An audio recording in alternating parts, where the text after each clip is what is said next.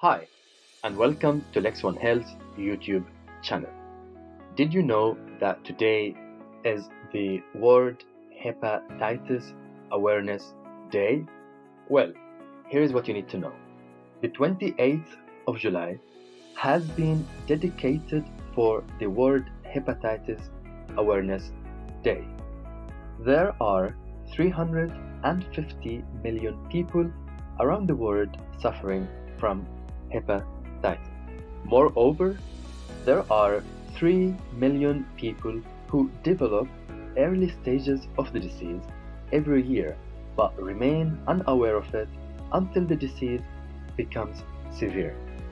This has been a widespread health issue for a large number of people, especially that many are also at high risk of getting this disease.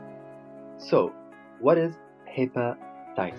The word hepatitis is a Greek word. When it's broken down, it literally means liver and inflammation. So hepatitis is inflammation of the liver. Those liver inflammations can be the result of a virus infection, but can also be caused by drugs, alcohol, and toxins.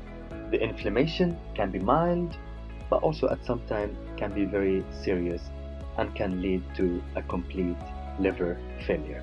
There are 5 viruses that can cause hepatitis, and they are A, B, C, D, and E. Viruses A and E are short-term and acute, whereas viruses B and C can cause chronic infections. So, who is at a higher risk of getting hepatitis? Well, if you are eating contaminated food or drinking untreated water, you are at a high risk of getting hepatitis. Similarly, if you are sharing needles or unprotected blood transfusions or being born to an infected mother, then you are also at a high risk of getting hepatitis. Moreover, if you're not vaccinated, especially against types A and B, then you're also at a high risk of getting the virus. As we mentioned, there are 3 million people yearly around the world who may have hepatitis but are unaware of it. So what are the 5 typical signs to look for? Nausea and vomiting. 2. Abdominal pain. 3. Fever with body ache. 4. Jaundice, which is the yellowing of the skin or the white part of the eyes, or an increase in the mucus in the body. And number 5, pale colored stool while the urine is dark yellow. Now, can we effectively prevent hepatitis in high-risk groups? Well, vaccines for hepatitis A and B are being used successfully for that purpose. Moreover, vitamins can also be used to prevent hepatitis.